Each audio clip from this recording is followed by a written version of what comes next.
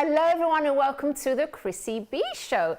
And we've got a very fun-packed programme for you today because, as I always do on this day, I have Ian and Helena with me doing the news. Hello. Hello. How are you? Very well, very well.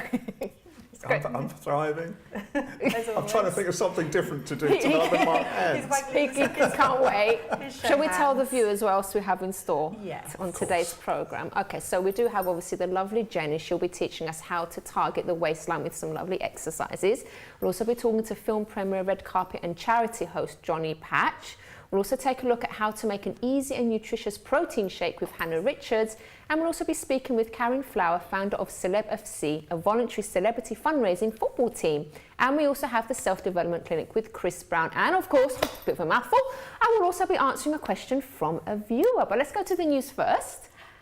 Hello. Was that really fast? It was. It's amazing. You did it really well. Don't do that so quickly. Sorry, weren't you ready for me, my darling? No, absolutely. We were just dozing off. So the Queen and Prince Philip opened the Commonwealth Games in Glasgow. So that was a fun time. I don't know if you've seen any of it. It's been quite exciting. She was asking what I've watched. It's like, I always see your eyes and I think, oh dear, no. I hardly watch TV. I know it's really bad. No, it's okay. I don't have time. Got loads, many things to do. The funny thing is the Queen was seen applying her lipstick. She was sat there, which is something that's always been a bit of a, a no-no in a sense. But, if Queenie does it, then obviously it's okay. But if you think about it, what could she do in the middle of the Commonwealth Games? She can't just suddenly dash off to the toilet or something. So, but now it's sort of, everyone's talking about what she carries in her handbag. And there's all this talk about her. She loves Clarins and Clarins hand cream and her lipsticks Clarins. And all the various did they get bits and close up with the pieces. lipstick? They did. Oh, they did sort of, but not the colour. Oh, and obviously Clarence wasn't going to divulge what she wears. But all the different things she has in her handbag, even like a little hook that she sticks to tables. I know, which is bizarre. Is that for her handbag? Yeah. Oh. I think it's quite a good idea. Yeah. I was thinking I quite like one of those. But she has all her things. It normally goes around my neck, the hook. But no, it's good. And all the other bits and pieces. But she always has her ladies in waiting with her, so she's not going to carry phones and clunky things because they're always there. Yeah. Could you imagine it? Could you imagine it? That sort of in the middle of her giving a speech and her royal phone goes off in her handbag. Yeah, it wouldn't do, would it? I don't think so, no. Although she does have a phone to speak to her children and grandchildren. She does? But I don't think she carries it on official engagements. I mean, ladies in waiting will have everything for her. Yeah, definitely. All the clunky things. And there was always this, just as an afterthought as well, because that's how she used to signal as well. We've said that before. She actually uses her handbag as a signal. I remember maker. you told us that when you were telling us about the royal secrets. The royal secrets. If the bag is on the table, she wants to leave within about 5 minutes. That's one of the And if she moves it to the left, it means that means she's bored. She wants to go to the toilet. No, she's bored. If she moves it from left to right, she's bored. I remembered last time you told me. You see, I pay attention, Yeah, there's all these little signs, which is exciting. So, show business-wise, this last weekend, Daniel Radcliffe has reappeared as Spider-Man, but nobody recognised him because there's this major event every year in America where a lot of stars dress up as their comic superheroes. And so he dressed up as Spider-Man, and of course you can't see Spider-Man at all. And he was being photographed with a lot of people, young girls, who thought it's just Spider-Man. And then he suddenly revealed himself to who he was, Daniel Radcliffe.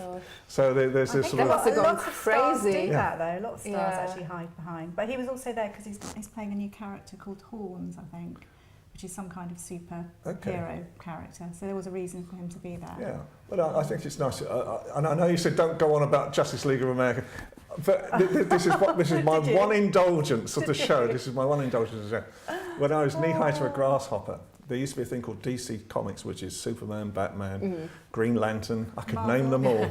And they all formed together and created the Justice League of America. Now this was, I don't know, I can see your eyes glazing over. I'll give you the airtime. I can see your eyes glazing over. But the Justice League of America comics, those ones were the most sought after comics of the lot. And the very original ones, produced in the 1940s, they're worth about £500,000 now. Wow. So they're quite a collectible item. Do you have any? No, I was just going to say I should go down the cellar of my old house. Yeah, you never know. You never know. Actually, these great big events, the superheroes and everything, there's huge mileage in it, events-wise. people spend a fortune. They do. They get really into it, don't they? Yeah. Which is, anyway, I don't know. I don't it's understand. It's not real people. Yeah. They're not real. They're not, but people think they are. People get excited and it's just costumes, you know? It's bizarre. Katy Perry. She's promoting acupuncture-treated fish sushi, which did make me feel a little bit ooh. Which she's enjoyed in Canada. And basically what it is, the fish is the freshest possible. Because it's actually alive, but it's comatose, and it's kept in water. I know it's kept oxygenated for up to 12 hours in an envelope, and then obviously, then it's in the restaurant. And no, but I saw there's something this just program a bit ook about it, isn't there? They were eating this fish, and it was still moving. It was disgusting. It was really, really horrible. I thought, how could you do that? The thing still, his tail was flapping up and down, and they're just eating bits out of it. It was horrible. That's horrible. Awful. I have to say, I can't see this. You know, a lot of this things, you know, anyway, we won't go on to that. It's making me feel squeamish already. Let's not go there. Let's change the subject. Sorry, folks at home. Let's Should we go on to Marley? Let's talk about something else. No, did you hear about Lily Allen? She's so naughty. She's just a woo when it comes to PR. She just landed in Australia, and she got off the plane and pleaded with one of the policemen to arrest her, as in a fake arrest. So she got on her knees, and it looked like he was handcuffing her. Got a picture taken, sent the picture, it went viral within minutes, and she's got, you know, over how many million followers? I can't remember, masses and masses, but obviously it's actually a prosecution, he will be prosecuted, I think, the guy, the policeman, because it's against the law for what he did. How silly, but trust it to be Lily Allen. She's a naughty little thing. Not him. Maybe they'll just give him a warning. Warning, hopefully. But it's just, she had to take it off of wherever it was because she tweeted it out. But imagine getting that many followers. So don't get any ideas. No. It did cross my mind just briefly. 4 million followers in about 10 seconds. That's amazing. Whoosh. And one of the other sort of ones that come up this week, this is the time that every father dreads. It's when his daughter wants to start learning to drive. And now it's hit the Obama family because the president's 16-year-old daughter is now able to drive. Yeah, she's now able to drive. And so he's now sort of giving her driving lessons. You can just imagine it, can't you? So, you know, sort of speeding, and you get pulled over by highway patrol, and it's the president. You know. Actually, there's a really nice story about her because her birthday's on America's birthday, Independence Day, and every year when the fireworks went off, Obama used to, you know, tell her that it was for her birthday. So, but when he came into power, he had to own up because obviously, imagine if you think that's for your birthday because there's a huge amount of celebration. He could do it now, couldn't he? Really? He could, but I think it's very have sweet. Their private party thing. Oh. Pharrell Williams, yes. Happy. I know that I think everyone secretly loves the Happy song still. I do, but it's starting to get on my nerves now because it's like, I just see everyone on car adverts and all sorts of adverts. It's just starting to get on my nerves. So he's got a triple platinum award. I think he's just sold something like, but he had, because it's just been played so many times. It's made something like 2 million or something like that. And it's on par with, is it Candle in the Wind, Elton John's? So he's amazing. He's incredibly innovative. I mean, I thought the song was ideal for this show actually because it's all about happiness, and I was actually considering. But then I thought when I started seeing it on adverts, I thought, you know what, let's keep the tune that we have, and you know, yeah, right. I think so. And poor old Talisa is back in it. Talisa. Talisa. Oh, Talisa. You say Talisa, I say Talisha. But all sorts of unfortunate things again. In the past few days, she's been back on television again. She's talking about all the problems that she's had. She actually was filmed, and I think you would find this fascinating. She was actually had a documentary about herself, and the film crew actually followed her all the way through the 9 months of hell that she's faced. And she tried to commit suicide, unfortunately. Really? And they actually sort of not filmed the suicide, obviously, but you know they talk about the aftermath and why she did it, and she's absolutely in floods of tears and so forth. And it just sort of shows you that how even the most probably strongest person can be brought down you know, with an event like this. You think you're facing prison after being so successful, after working from, I think, from the age of 11. She worked so hard to build her career up. And in 1 second, a Svengali character can come along and just wipe it from you. I mean, you can understand the feeling. I mean, it's a lot of pressure anyway, being in the public eye, and then to have all that happen as well. It's too much for one person. It is. So I mean, unless you've got a really good support network around you, and if you don't, you're finished, really.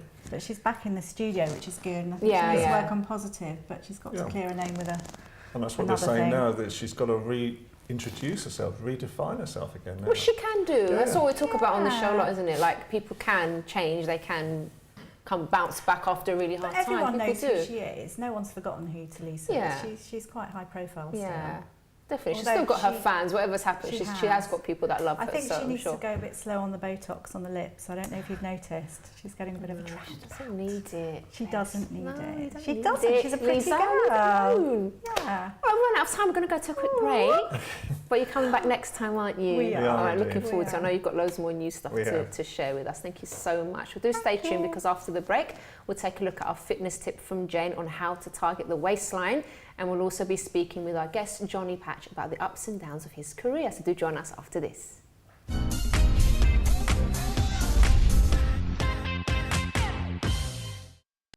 Don't forget to subscribe to the Chrissy B Show, always aiming to show you the happier side of life. You can find us on YouTube, Facebook and Twitter.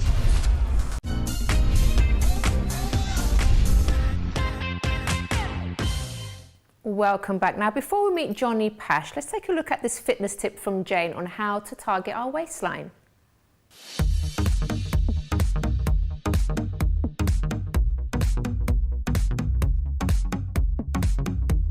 Hi everyone, I'm Jane, and in my fitness top tips today, I'm going to show you how to target the waistline. I'm going to show you how to exercise these muscles here, which are called your oblique muscles, and they're the muscles down the side of your waist. And I've got 2 fabulous exercises I'm going to show you. One of them is a very common one, but I'm going to show you how to do it really well. So the first one is this. You lie on your side, really elongate your body. And can you see that I've got my legs floating off the floor? And I'm really drawn in the tummy muscles here. So I've not got my tummy relaxed, and I've not got my feet swinging back. So make sure you can see your toes.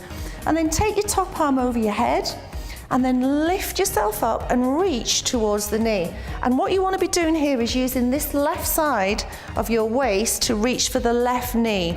You want to be resting lightly in your hands, so make sure that you're not pushing yourself up with your arm here, okay? Going to keep the legs up and release down. So I'm just going to show you a few so you can see it. Really isolate that oblique muscle and use it to create the power of the lift. A handy hint for you is try not to lift from your head. Try not to force your head. Tilt the head away from the lift so it doesn't hurt your neck. Now I can feel this already quite a lot right here in the waist. This is my favorite exercise for the waist, and I do it with all my clients, so I hope you will enjoy that one. Just want to show you one more. So if you roll onto your back and lift your legs up in the air, hands behind your head and lift your head and shoulders up. What you do is you extend one leg and twist across to the other leg and then change. And there's 2 common mistakes that I see all the time here. One is that your shoulders are too low to the floor, and that's not really going to work. You need to lift yourself up. So you need to have a little bit of height on it for it to work, okay? And the second mistake is that people roll across the pelvis like this. So what you've got to do is super glue both sides of your bum to the floor so that the twist is through the waist and not through your pelvis like that. Okay, so you lift and twist, and you can do these slow or you can do them fast. It works equally well both ways. It's really, really good exercise for the waist. So let's trim that waist down for summer. Enjoy, and I'll see you next time.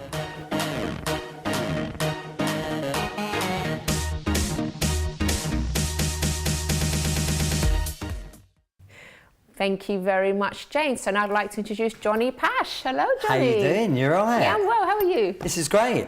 I feel at home. Oh, that's Lots good. of lovely it's comfortable people here, isn't it? It's chilled. Yeah. I feel good. Okay, How you doing? You good? Yeah, I'm really good. Glad to have you on the show. Yep. So let's have a chat. Tell us Firstly, about... I want to say I've definitely got a thing for leather skirts at the moment. So. Why do you own one?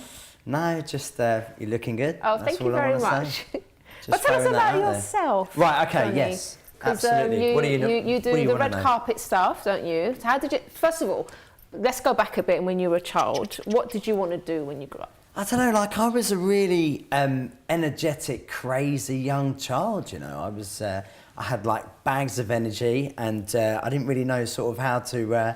I don't know, use it, present it, or whatever. And, you are quite lively, actually. I'm lively. I'm just positive, happy person, as you can probably tell. But at an early age, I was a nightmare kid. I really was. I was always the centre of attention, and I used to get in trouble a lot, and I was always constantly showing off and this type of thing. And I mean, one particular thing sticks into my head because I didn't know what I was going to do at such a young age. But yeah, I was a bit of a performer, and there was this one occasion, I think I was about sort of 15, 16, and it was the World Cup. And I bunked off school to watch the World Cup. My parents didn't know as such. And then my form tutors calling up my house, you know, where is Jonathan Pach? And I just straight went into acting mode and pretended to be my dad. So that's when you discovered your acting talent? Literally, yes. Oh, gosh. I was like, you know, Jonathan's at home with diarrhea. He can't come in today. And he absolutely bought it. But me being me, the next morning, I get into school and I'm bragging about how I conned the teacher. And I got into a lot of trouble, you know. Never mind. Well, at least you discovered your talent. Yes. Right, and obviously you always, when you had bundles of energy. So how did you actually get into the interviewing stuff then? Well, I'll tell you what, it was, I went to, I wasn't doing very well at school, and I was always quite creative, like artistic and that type of thing. I managed to get into the best art university in the country, which is the Surrey Institute of Art and Design. And I went there and literally just fell into doing lots of different skills. I did a big degree, which was brilliant, and there was a lot of performing arts and journalism and TV and film production within that degree. And I came out of there thinking, wow, you know, I've got a real taster for this. I really want to do this for a living. And I didn't really know how to do it, how to get into it. And I just started applying for all of these different reality type shows, you know, just the list goes on. I'm not going to go into them, but yeah, I got a real feel for it. And there was one occasion where I was a little bit in between jobs. I had like an advertising career that I was starting, and in one particular year I thought, you know, I just got to get away. I went to Ibiza, as you do. Typical. Typical. Went and worked out there for 6 months, but there was one occasion, like early July, I was just on the beach, just with this big inflatable microphone, and I was pretending to interview people on the beach. There was nobody else around. There was no cameras or anything. And then all of a sudden, 2 gentlemen came up to me and said, who are friends of mine now, and they said, look, we've been watching you for ages. We think you're hilarious. Do you want to be our presenter for Ibiza Uncovered on Sky Living? And that's just sort of... That was it. That's how it went down. I was, you know, playing games on the beach, a bit like Prickly Heat. Do you remember that back in the day? And interviewing DJs and party people. And I got a real feel for it. And, you know, that's sort of where it all began. Should we take a look at you in action as well? Yeah, check it out. Let's do it. Let's take a look at this.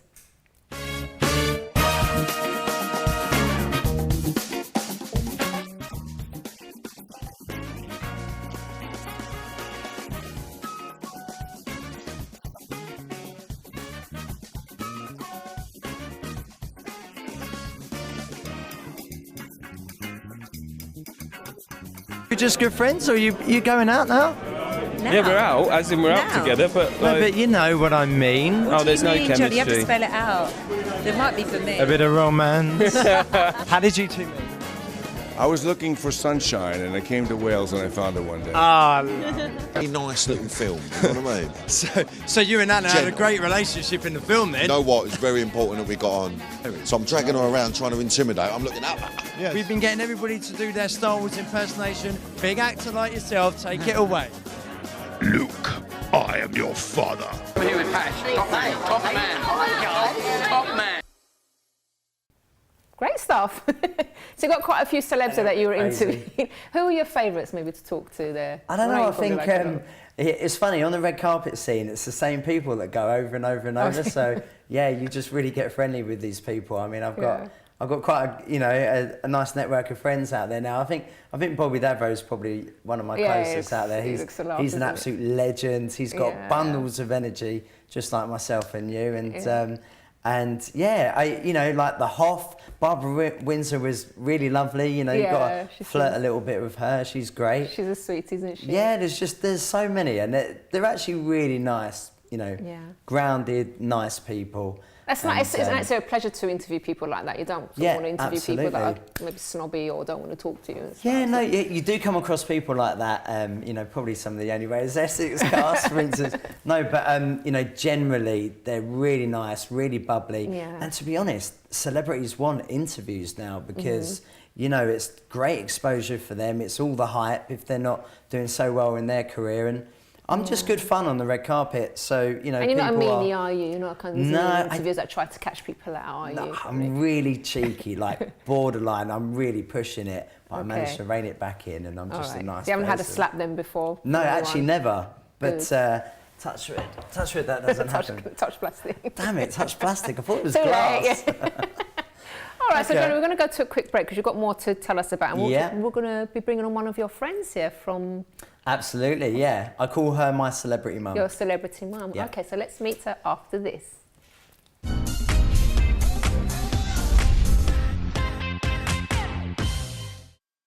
Don't forget to subscribe to the Chrissy B Show. Always aiming to show you the happier side of life. You can find us on YouTube, Facebook and Twitter.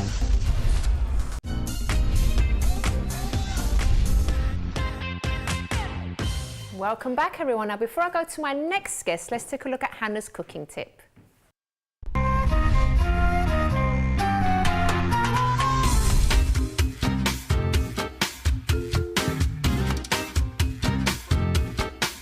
Hello, my name's Hannah Richards and this is the Move 360 Kitchen. Now today I'm going to show you how to make a super healthy protein smoothie. So all we need are some oats. This is almond milk, some frozen berries, or you can have fresh berries, and a protein source of your choice. Now, I always like to make sure in my protein smoothies that there are 3 things always there. The first is a protein, so that can be any of your nuts, a protein powder. Always make sure there's some carbohydrate there too, which can either be your fresh herbs or your vegetables or your fruits. And then always make sure there's a good source of fat. So I'm going to choose today to make a berry smoothie. And for that, we're going to put in 2 handfuls of mixed berries. Then I'm going to put in some oats. And your oats are great for your digestive tract, full of fiber. They'll always sustain you as well, so keep you full till lunchtime. I'm going to choose to make this a little chocolatey, so I'm going to put in some of my protein powder, a couple of spoons of that, and I'm going to use an almond milk. So all the ingredients in, ready to whiz it up.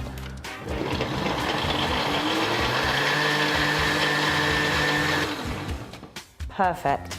That took less than 2 minutes, so I can't imagine anyone's got any problem with making this delicious smoothie. Look at that colour. And I'm going to top it off with some fresh mint, because that gets us going in the morning as well. Beautiful.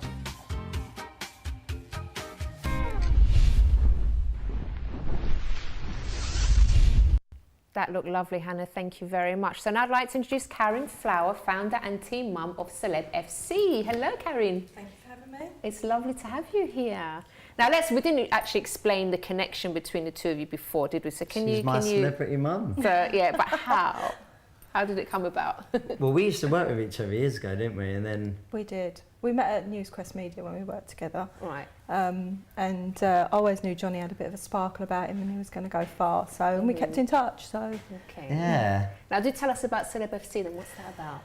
Celeb FC is a group of celebrities that got together after a couple of charity events.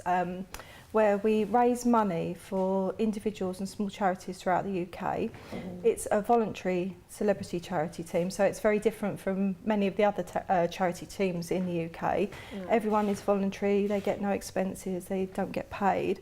So all the celebrities get together and go to raise money for people that don't get government funding, that haven't got any other way of raising money. So and it's usually people at sharp pointy end, so people that need help there and then. And we don't have time to wait for a other larger charity to help them down the line. They need help now. So it's very unique, it's very rewarding.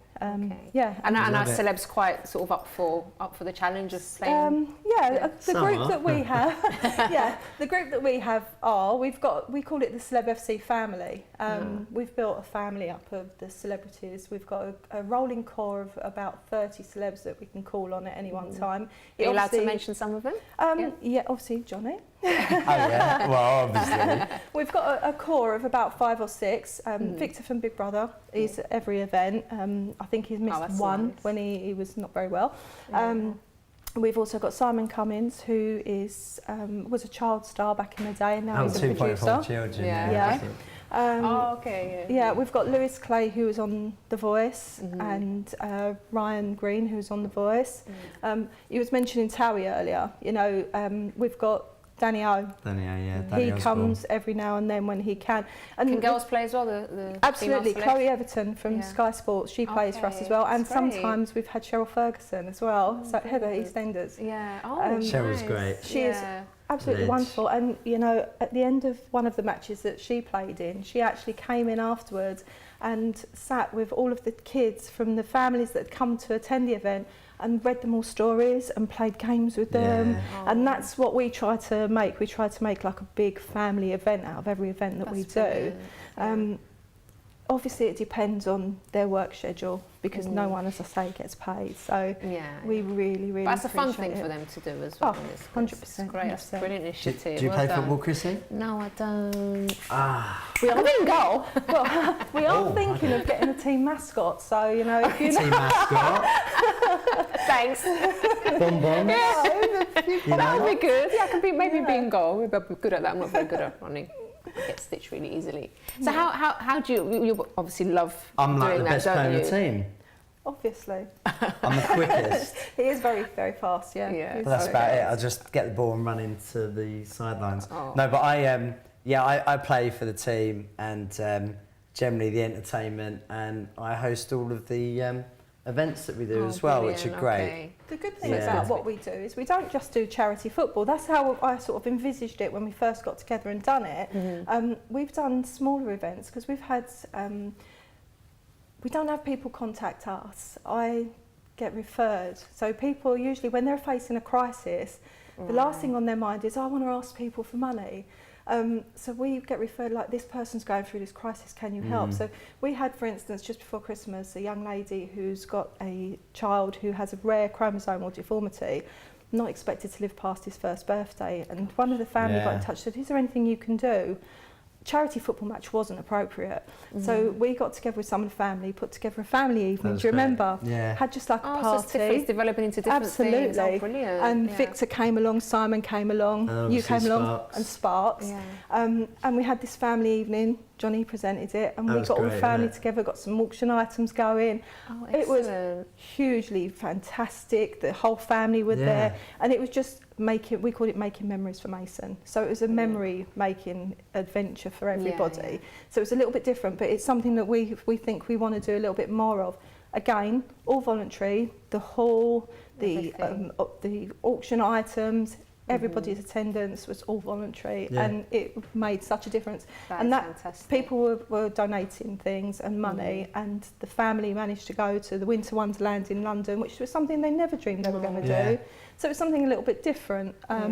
And Johny obviously presented that. So now you're all about motivating people, aren't you, as well, Johny? Because and I think with what we do at Celeb FC, because we get a really big turnout, don't we? Like we get a couple of thousand people every time on some good games and occasions, and I think with the fans seeing what we do and who we are, and okay, we're quite established in the TV circuit or whatever, but it definitely inspires people to jump on board with us and possibly follow their dreams with their careers, and it's a great ethos, and you know, it's brilliant to be a part of it. Oh, that sounds fantastic, really good. Yeah. Now, we've got a couple of minutes left before we go. Now, do tell us about the hashtag that we've created. Yeah, do you like that hashtag? Karin, you know all about this already, don't you?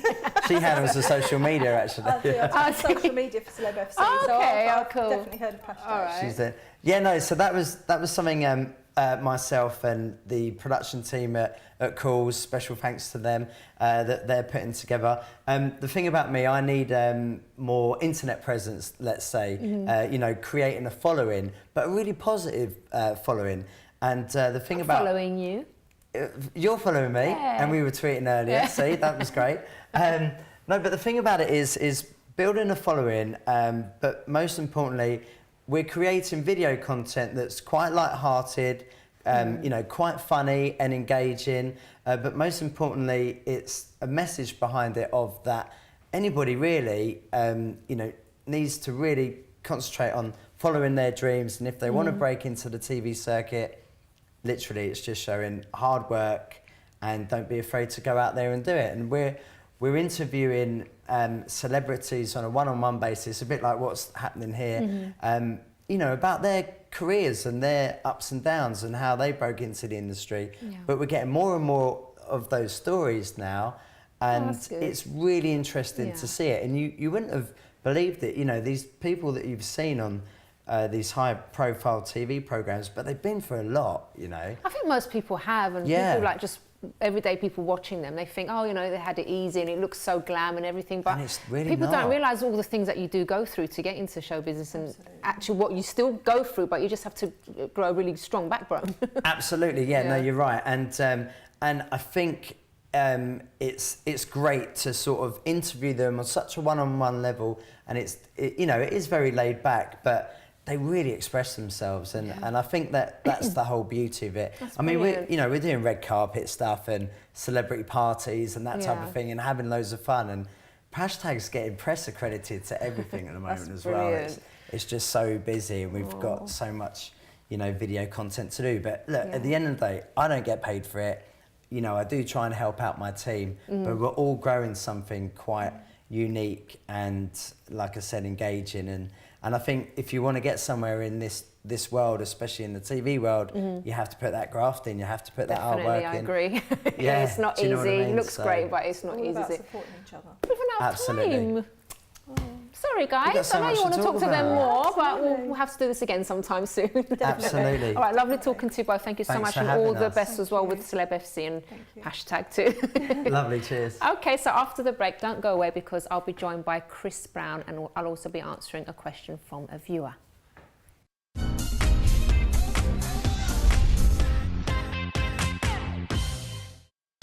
Don't forget to subscribe to the Chrissy B Show, always aiming to show you the happier side of life. You can find us on YouTube, Facebook and Twitter.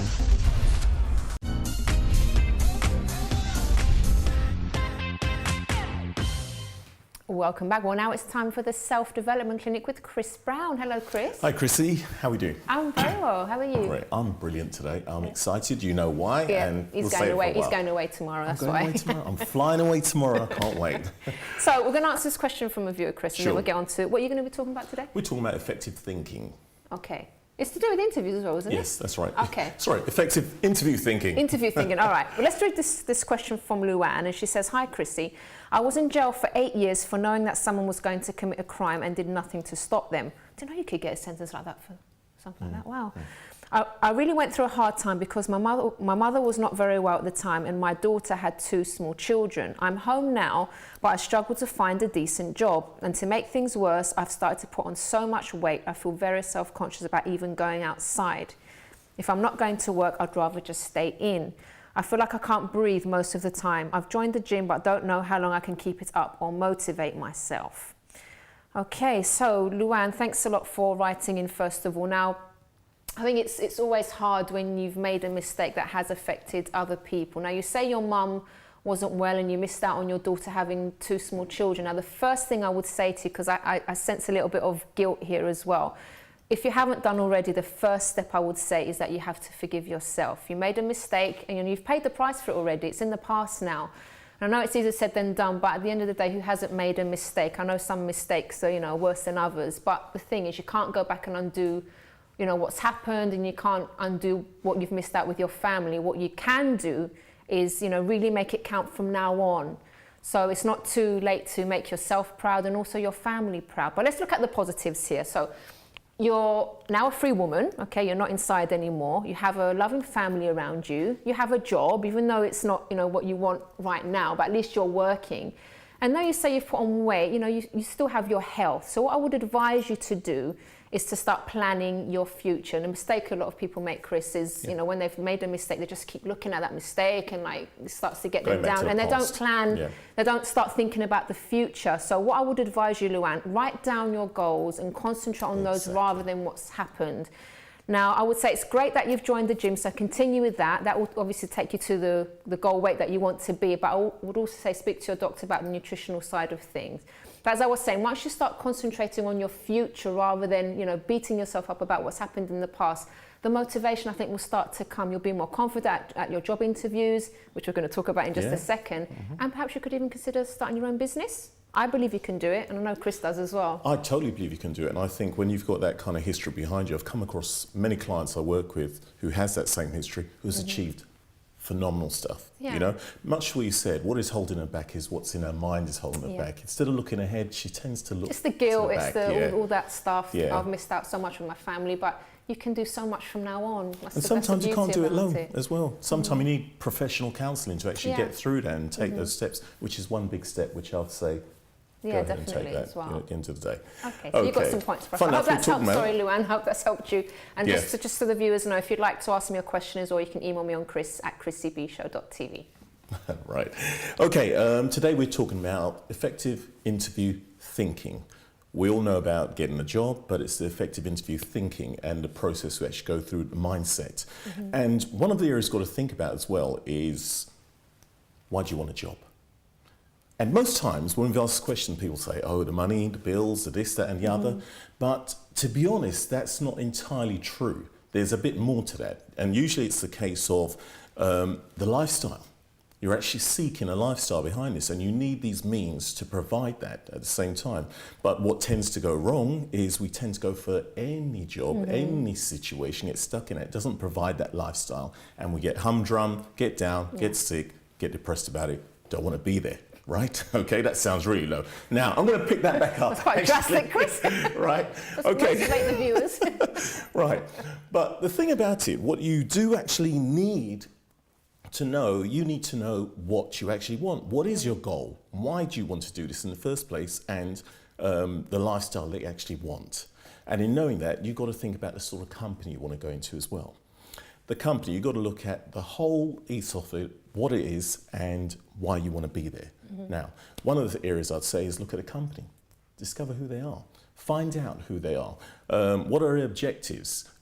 What is your goal within that company at the same time as well? Where are they going? Who are the directors? What are they about? Who are their competitors? All these things come into play in an interview. Some people go to interviews and they just do an interview, and some people actually go and take that interview instead.